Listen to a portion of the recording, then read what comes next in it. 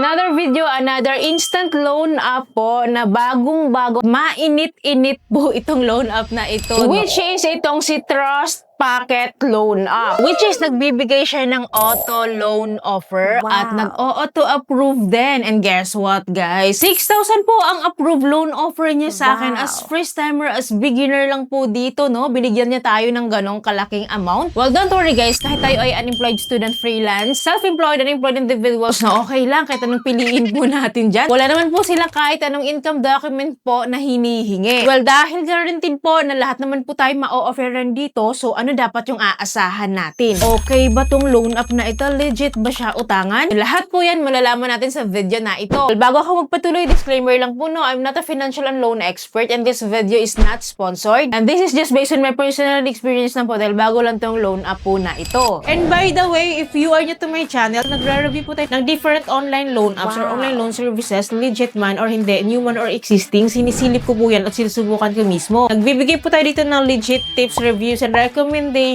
and what online loan apps or loan services to avoid. Kaya kung gusto mo itong mga videos, sige consider subscribing at i-click mo yung bell button para lahat ng videos kayo sabrito na notified ka. Well, back to this new loan app po, which is nagangalang Trust Pocket. At eto guys, from the moment na nakita ko kasi siya, sa IG ko kasi siya nakita po, no, wala pa siyang ka-review, wala pa po siyang ka-download. So fresh na fresh, mainit-init pa, bagong-bago pa. So hindi ko kasi siya agad-agad sinubukan. No? So nung binalikan ko siya guys, nakita ko na may mga reviews na at naloka naman ako sa mga reviews na parang solicited lang talaga siya. Well, hindi tayo pwedeng mag-rely dito kasi nga po solicited yung mga reviews eh. Well, itong si Trust Pocket Loan App po pala guys, no? Hindi talaga siya loan app dito. Sa description ng app niya, hindi siya loan app. Isa po siyang tracker na naman. Credit scoring tracker, bookkeeping, financial tracker. Ganun po yung kanyang trabaho. Talaga yung description niya dito. Kaya hindi natin siya makikita sa SEC website. Wala po siyang partner loan provider po na nandito. Kasi hindi nga po siya loan app dito. Pero diba, nakita niyo naman kanina sa ads na talaga namang may loan detail siya. Wala na nga, in-install at dinownload ko po yung app. Walang mabugad po sa atin dito yung kanyang privacy policy na in-agree ko na lang. Kinontinue for me to proceed the application. So, after po nyan, dito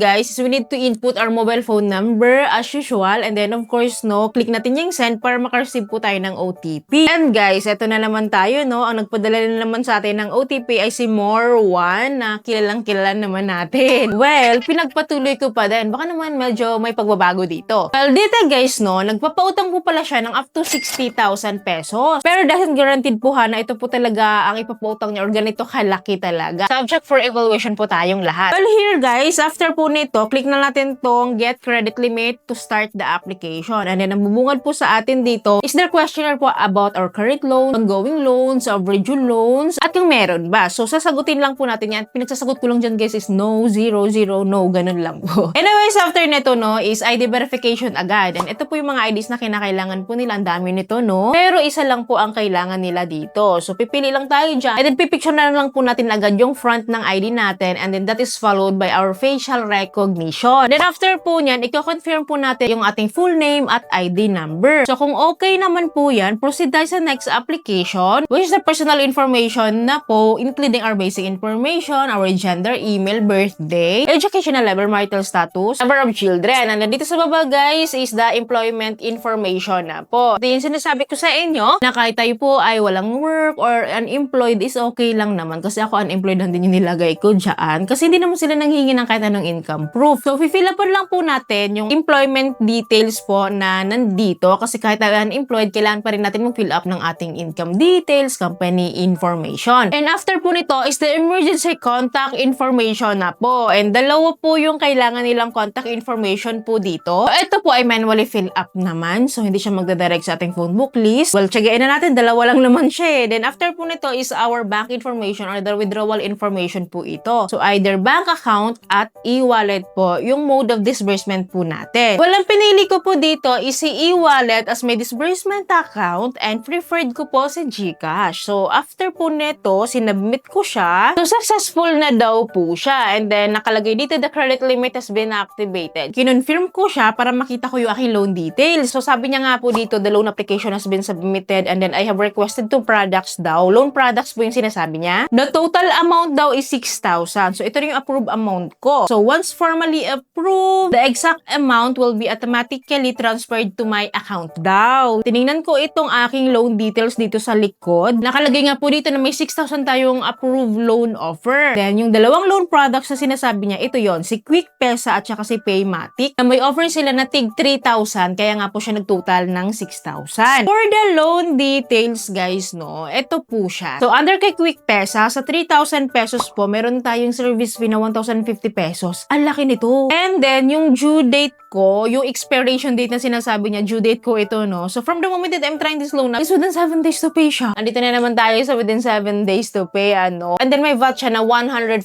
pesos. At nakalagay dito na ang amount doon na babayaran ko po is worth 3,000 pesos. So, to make it clear po, no, I believe kasi na hindi ko talaga siya buong matatanggap. Kasi kapag may service fee, automatic yan, binabawas nila yan sa ating loan amount. So, imagine that, magkano na lang yung ma-receive natin. And then, 7 days to pay, diba? Ang lala doon. And then, bubuksan din natin si Paymatic, no, para may idea kayo, which is parehas lang naman sila. Copy-paste lang naman sila ng loan details. Ganun at ganun din. Well, to be honest with you din naman, no, so, ilang beses na rin ako nakapag-feature ng ganito. Under kay More One, na parang dating Metacash, and then, hindi lang isang beses ko siyang na-feature sa inyo. At na naman, guys, tayo. Dahil alam nyo ba, kahit naman hindi ko i-click yung apply dyan, or hindi ko i-confirm yung aking application dito, wala na akong magagawa. Kasi nga po, the moment na nag-apply ako dito, auto-approval po siya, auto-loan tayo dito, no? Or auto-disbursement po. Kasi guys, under po ng order button dito sa baba, no? So, nakita ko kasi na naging under review na siya. Diba nakakaloka? Sila na yung magde-decide kung papautangin ba tayo or hindi, whether we like it or not. So, kapag nag-apply tayo, automatically, i-disburse nila yon sa atin. Nakakalungkot, diba? Nakakaloka. Kasi ilang beses na akong naka-experience nito at wala akong kadala-dala, guys. And FYI, nung first time ko siyang tinry, na-disbursean talaga ako. Pero, buti na lang, maliit lang yung approved loan amount ko nun. At na-disbursean ako nun, parang nasa 670 na lang yung na-receive ko nun. Ganun siya kalala. And 7 days to pay siya. The bad thing lang is, mag-aantay na lang tayo kung papasok siya sa ating GCash account without our consent. Diba? Sila na nga kasi nag-decide para sa atin. So, eto na nga. So, ang panlaban lang talaga natin ito is dasal-dasal lang na sana hindi ako ma-disbursean or hindi ako ma-approve. Kasi alam ko na to eh. Anyways, few minutes lang din naman. Habang nagdadala ko dito is may result na rin naman siya. Rejected po ako. And I'm so happy. Thank you, Lord. Na-reject ako dito. Kakaloka ito, no? Kung 6,000 ma-approve sa atin, ano na ma-receive natin, baka nasa 4,000 lang. And then 7 days to pay. Kakaloka yun, day. Ang bilis lang ng araw, diba? So, gladly na lang na-reject po ako. And kung ako'y tatanungin nyo, kung marirecommend ko po siya, of course not. Hindi ko talaga siya marirecommend. Kasi nga po, ayoko yung mga pa 7 days to pay. Mataas yung interest rate and services fees nila. And then auto-disbursement. Ayoko ng ganyan. Gusto ko ako yung magde-decide kung gusto kong mangutang sa kanila, diba? Hindi magugulat ka na lang, papasok siya sa account natin. So, yun yung reason kung bakit hindi ko siya marirecommend. Pero wala akong magagawa kung gusto nyo pa rin siyang itry. At least na-i-share ko siya sa inyo, nagkaroon kayo ng idea before trying this loan app. Kaya pag-isipan pong mabuti ha. Don't worry guys, palagi naman ako mag-a-update kung merong bago improvement changes dito. And if ever po nun, itry mo na tong loan app na ito, bagong pa lang mapanood tong video na ito, please pakitsika naman dyan sa baba para aware po iba natin viewers. So, lamang po ay po may natutunan kayo sa video. I hope nakatulong tong video sa inyo. So, thank you po for watching this video. See you in my next video. Bye!